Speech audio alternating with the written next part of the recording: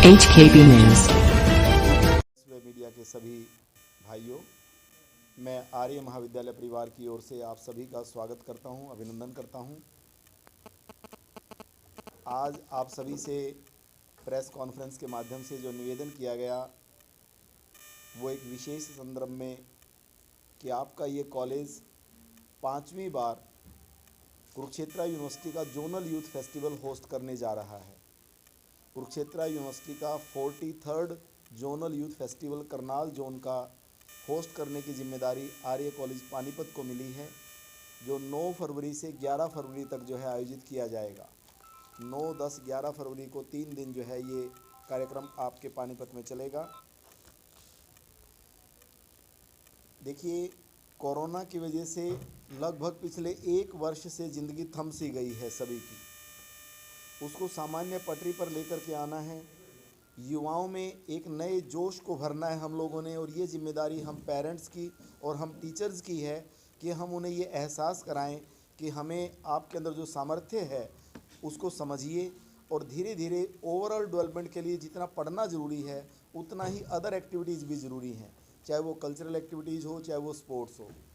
तो कुरुक्षेत्र विश्वविद्यालय ने ये हिम्मत दिखाई कि हम आयोजन करेंगे, और ये पहला यूथ फेस्टिवल इस साल का आर्य कॉलेज पानीपत को जो है होस्ट करने का मौका मिला। मैं बताना चाहूँगा कि 1954 में आपका ये कॉलेज बना, 1956 में विश्वविद्यालय कुरुक्षेत्र यूनिवर्सिटी बनी, तब से लेकर अब तक ये 5वां आयोजन इस कॉलेज के लिए होगा। पहला आयोजन 1981 में हुआ था, दूसरा आयोजन 2003 में मिगलानी जी के समय में हुआ था, तीसरा आयोजन 2011 में करवाया गया था, चौथा आयोजन 2014 में हुआ था, और 7 वर्षों के पश्चात जो है 2021 में पुनः आर्य कॉलेज को ये जिम्मेदारी मिली है। तो हमारा प्रयास रहेगा इस आयोजन में कुरुक्षेत्र विश्वविद्यालय के करनाल जोन के 72 कॉलेजेस हमें अलॉट किए गए हैं। 72 कॉलेजेस हैं, उनमें से कुछ कॉलेज इंजीनियरिंग कॉलेज हैं, कुछ बीएड कॉलेज हैं। आमतौर पर उनकी प्रतिभागी थोड़ी सी कम रहती है, तो हम ये उम्मीद करके चलते हैं कि लगभग 30-35 के करीब कॉलेज ऐसे हैं जो इसमें पार्टिसिपेट करेंगे, पर वैसे ऑफिशियली 72 कॉलेजेस को जिम्मेदारी को जो है इसमें शामिल किया गया है।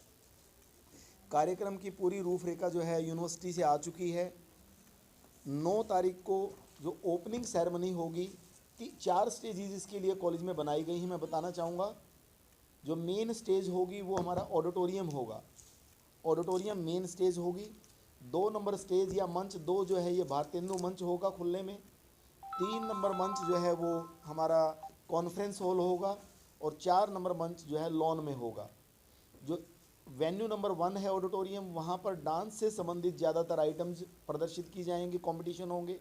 वेन्यू नंबर 2 पे जो अभिनय से संबंधित, जो एक्टिंग से रिलेटेड आइटम्स हैं वो वहाँ पर जो है प्रदर्शित होंगी।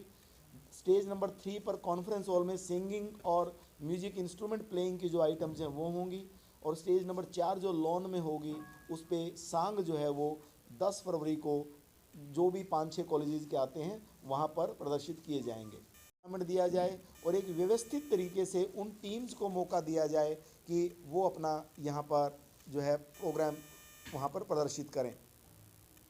जो मैं थोड़ा सा बताना चाहूँगा कि इनॉग्रल सेशन पर जो मुख्य अतिथि होंगे वो कुरुक्षेत्र यूनिवर्सिटी के माननीय vice chancellor professor Somnath Sachdeva ji जो है वो ओपनिंग करेंगे, और इसके साथ साथ जो हमारी अध्यक्षता करेंगे वो कुरुक्षेत्र यूनिवर्सिटी के कल्चरल काउंसिल के जो प्रधान हैं प्रोफेसर के.डी. झा, वो उसकी अध्यक्षता करेंगे। इसके बाद कोरियोग्राफी, माइम, सोलो डांस और पॉप सॉन्ग हरियाणवी 9 तारीख को मंच 1 पर होंगे।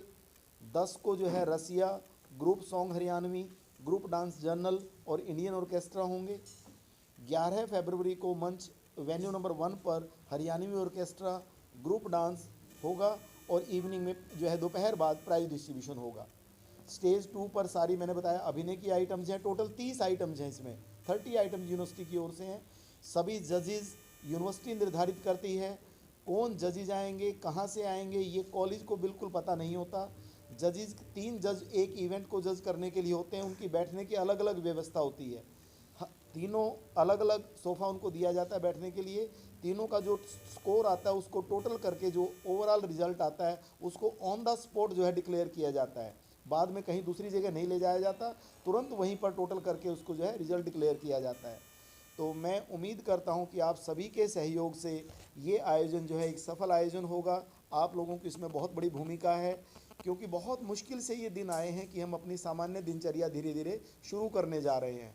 तो हम सभी का ये फ़र्ज़ बनता है, हम टीचर्स का, हम पेरेंट्स का, हम मीडिया कर्मियों का, कि जो किसी भी कॉलेज का बच्चा है उसके अंदर एक उत्साह हम डालें कि हाँ, उनको भी आगे आना चाहिए। क्योंकि कॉलेज लाइफ के अंदर जब कोई बच्चा स्टेज के ऊपर परफॉर्म कर देता है तो सारी ज़िंदगी वो कभी घबराता नहीं है, झिझक उसके अंदर नहीं होती। तो मकसद कॉलेज में आयोजित करने का यही है कि दूसरे बच्चों को भी देख करके प्रेरणा मिले कि जो ये बच्चा डांस कर रहा है, जो ये बच्चा सिंगिंग कर रहा है, जो बच्चा ये एक्टिंग कर रहा है, ये मैं भी कर सकता हूँ। वो उनको देख करके अपने आप को प्रेरणा ले, ताकि आने वाले समय में और अधिक बच्चे तैयार हो सकें।